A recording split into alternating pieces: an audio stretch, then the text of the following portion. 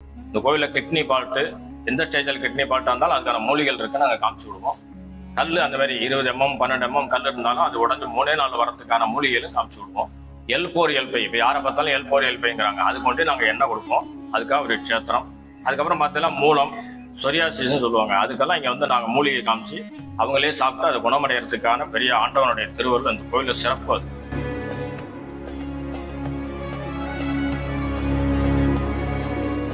ஹரஹர நம பார்வதி பததே ஹரஹர மகாதேவ. தஞ்சை மாவட்டம் திருவிடைமருதூர் வட்டம் திருமாந்துறை என்னும் க்ஷேத்திரம். இந்த ஆலயம் திருவாடுதுறை ஆதீனத்திற்கு சொந்தமான க்ஷேத்திரமாகும். இந்த ஆலயத்தினுடைய சிறப்பு, அம்பாள் இங்கே தவம் இருந்து பார்வதி தேவியார் பரமேஸ்வரன் இங்கே கல்யாணம் பண்ணியிருக்கார். அதனால் அம்பாள் வந்து வலது பாகத்தில் இருப்பது இங்கே சிறப்பு. அதே போல் இது ஃபர்ஸ்ட் வரலாறு. ரெண்டாவது, காலமாமுனிவருக்கும் நவகிரகத்துக்கும் ஜென்மாந்திர ஊழ்வினை 7 ஜென்மாவுடைய சாப பாவங்கள் ஏற்பட்டு எங்கே போனால் நமக்கு தீர்வு காணும்னு நினைக்கிறார். அப்போ அம்மையார் தவம் இருந்த ஊர் அப்படிங்கிறதுனால காலமாமுனிவரும் நவகிரகங்களும் இங்கே வராங்க.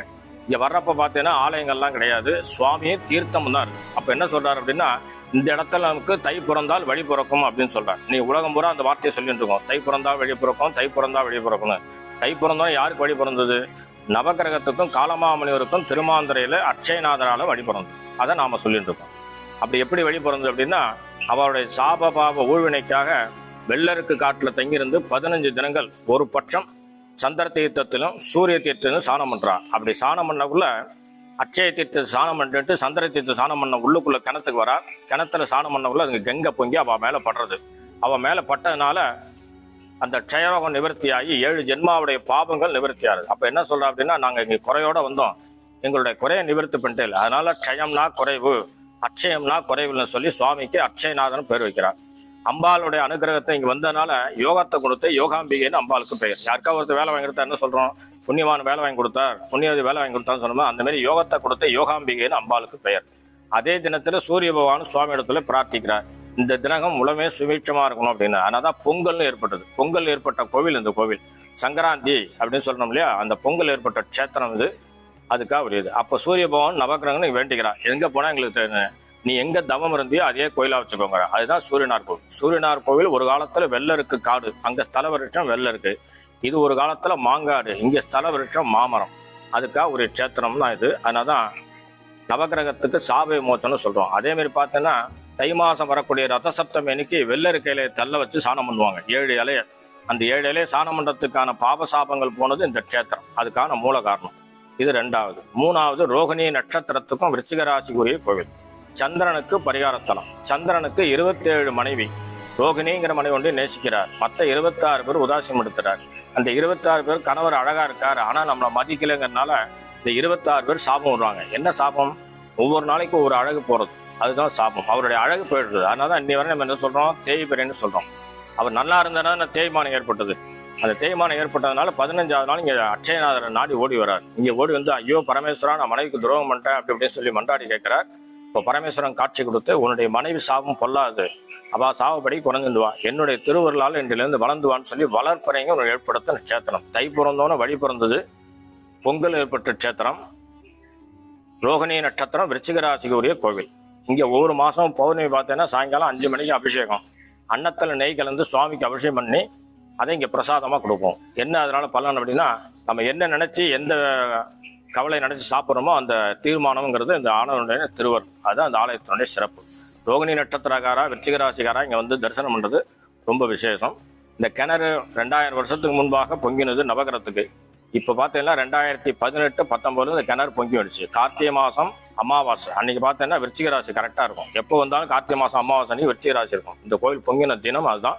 எல்லாரும் வந்திருந்து தரிசனம் பண்ணி அட்சயநாதருடைய அருளும் திருமாந்துறை யோகாம்பிகா சமேத அட்சயநாதருடைய திருவருளை பெற்றுமாறு கேட்டது.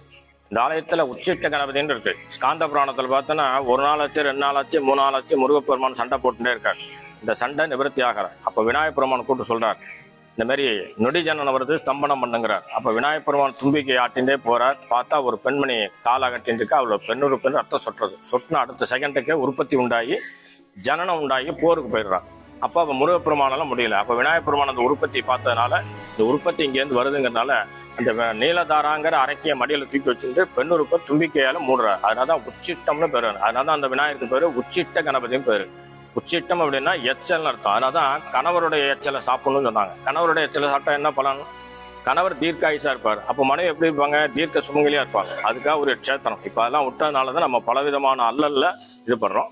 அப்படி வர காலத்தில் இந்த விநாயகப் பெருமான் சிசு கத்தி தோஷம்னு ஏற்படுது அவருக்கு. விநாயகப் பெருமானுக்கு சிசு அடிச்சதுனால இங்க சுவாமி இடத்துல தோப்புக்காரம் போடுறார். ஒன்னால நான் கேட்டேன், என்னால நீ கேட்டேன், 2 பேரும் தோப்புக்காரம் போட்டதுனால பரமேஸ்வரன் அனுகிரகம் பண்ணி நீ எது பாவம் நினைச்சு இங்க வந்தியோ அதையே இங்க அனுகிரகமா வச்சுக்கோங்கிறார். அதனால என்ன விசேஷம்னா 11 திங்கக்கிழமை தேங்காய், வாழைப்பழம், வெத்தலைப்பா கூட ஒரு அச்சு வெள்ளை கட்டி வச்சு அர்ச்சனை பண்ணா புத்திர சந்தானம் உண்டாகும். இது வரைக்கும் 100கணக்கான குழந்தைகள் பிறந்திருக்கு இந்த உச்சிட்ட கணபதியினுடைய திருவருளால. தாங்களும் வந்து அனுகிரகம் பட்டிருக்க மாதிரி கேட்டுருக்கு. இந்த ஆலயத்தினுடைய சிறப்புன்னு பார்த்தீங்கன்னா உடம்புல வரக்கூடிய வியாதிகளையும் மனக்குறையை போக்கக்கூடியது. எப்படி அப்படின்னா சந்திரனுக்குரிய டியூட்டி மனஸ்காரகன், உடல்காரகன். அந்த மனஸ்குறையை சஞ்சலத்தையும் உடல் ரோகத்தையும் போக்கக்கூடியவர் இந்த யோகாம்பிகா சமேத அக்ஷயநாதர். 2வது அம்பாளுக்கு இங்க கல்யாண பிராப்தியை கொடுத்து கல்யாண குலத்தோட காட்சி கொடுத்துருக்கார். கல்யாணம் பண்ணிட்டு இருக்கார் அம்பாள் இங்க. அதனால இங்க வந்து தரிசனம் பண்றவாளுக்கு கல்யாண பிராப்தி கிடைக்கிறதாக ஐதீகம். ரோகிணி நட்சத்திரக்காரா இங்க வந்து போனா விசேஷம். விருச்சிக ராசிக்காரா இங்க வந்து போறதுனால அந்த நீச்ச தோஷ சந்திர நிவர்த்தி ஆறுது. சிசுகத்தி தோஷம் அப்படின்னும். சிசுகத்தி தோஷம்னா கரு கலைக்கிறாங்களே, ஒரு குழந்தை போதும் 2 குழந்தை போதும் கரு கலைச்சிட்டாங்க. அந்த பாவத்தை இங்க போக்கினதாக ஐதீகம். அதான் இந்த சேத்திரத்துடைய தலைப்பு. இந்த ஆலயத்துடைய சிறப்புன்னு பார்த்தீங்கன்னா ஒவ்வொரு மாசமும் பௌர்ணமி அன்னைக்கு அபிஷேகம். சாயங்காலம் 5 மணிக்கு அபிஷேகம். 6 மணிக்கு இங்க நெய் அன்னம் கொடுப்போம். நெய்யினால கலந்து சுவாமிக்கு அபிஷேகம் பண்ணி அதை மருந்தா கொடுக்கறது இந்த கோயில விசேஷம். அதனால என்ன பலன் அப்படின்னா உடம்புல வரக்கூடிய வியாதிகள் அனைத்தும் நிவர்த்தி. இந்த கோயில கிட்னி பால்ட்டு, எந்த ஸ்டேஜில் கிட்னி பால்ட்டா இருந்தாலும் அதுக்கான மூலிகள் இருக்கு, நாங்கள் காமிச்சு கொடுப்போம். கல் அந்த மாதிரி 20 mm 12 mm கல் இருந்தாலும் அது உடஞ்சு 3 நாள் வரதுக்கான மூலிகைகளை காமிச்சு கொடுப்போம். L4 L5 இப்போ யாரை பார்த்தாலும் L4 L5ங்கிறாங்க. அது கொண்டு நாங்கள் எண்ணெய் கொடுப்போம். அதுக்காக ஒரு க்ஷேத்திரம். அதுக்கப்புறம் பார்த்தீங்கன்னா மூலம் சொரியாசிஸ்ன்னு சொல்லுவாங்க. அதுக்கெல்லாம் இங்கே வந்து நாங்கள் மூலிகை காமிச்சு அவங்களே சாப்பிட்டு அதை குணமடைகிறதுக்கான பெரிய ஆண்டவனுடைய திருவருள் அந்த கோயிலில் சிறப்பு அது.